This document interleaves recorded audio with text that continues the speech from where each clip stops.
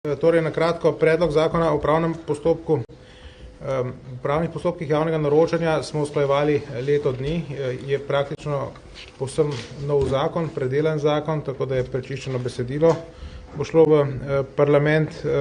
V tem okviru tudi izvršujemo nalogo Ustavnega sodišča oziroma odločbo Ustavnega sodišča in odpravljamo kazensko takso v teh postopkih.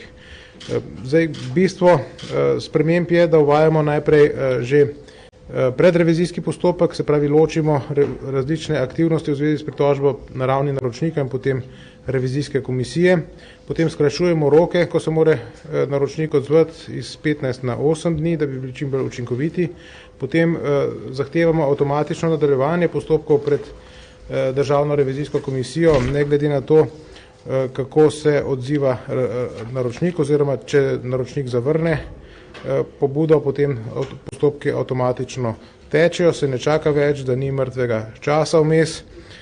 Potem uvajamo kontradiktornost, tudi izbrani ponudnik ima zdaj pravico se udeležiti postopka, ne samo tisti, ki se pritožuje.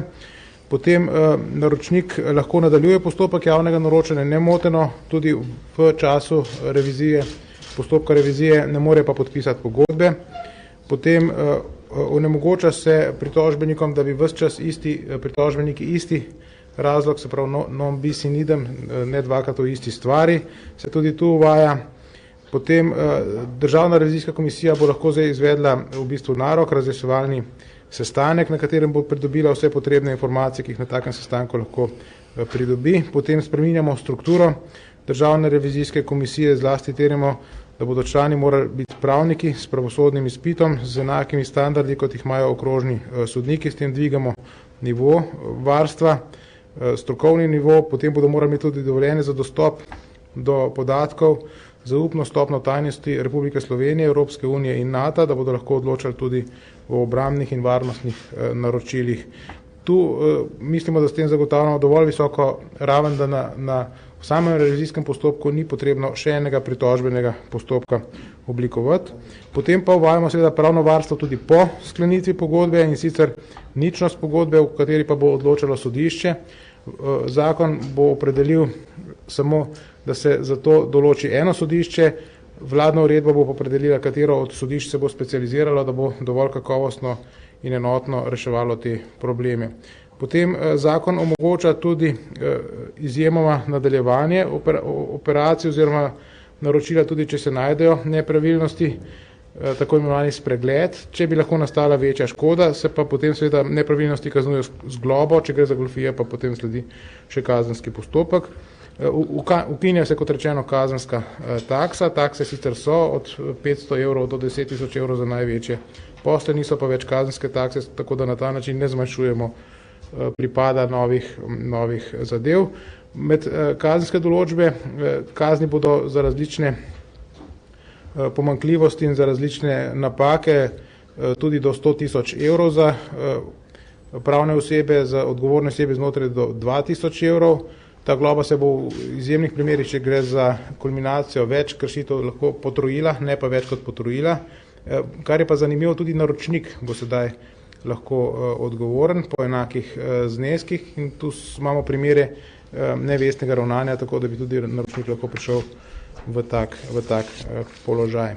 Potem drugi zakon je zakon o dopolnitvah zakona o davčni službi. Tu gre za manjšo novelo, ki omogoča koncentracijo, centralizacijo davčne uprave, vezano na spremembo informacijskega sistema. S 1. julijem jo bomo uvedli, takrat bomo tudi precej poenostavili račune, tako da bodo samo še državljani, davkoplačevalci bomo dobili 4 račune za različne davščine in pa po enega za občino. Uvajamo tudi, oziroma lani smo že uvedli e-kartico in sedaj ukinjamo obveznost davčne uprave, da nas do 31. avgusta obvesti o stanju na našem računu oziroma terjatvah ali dolgovih davčne uprave do nas, ker je to v bistvu povzročalo administrativne stroške pa neke vrste vznemirjenje. Še nekaj poenostavitev izvajamo v zvezi z modernizacijo davčne uprave, ki bo letos resnično velika, od tega si obetamo tudi dodaten izplen javnofinančnih prihodkov.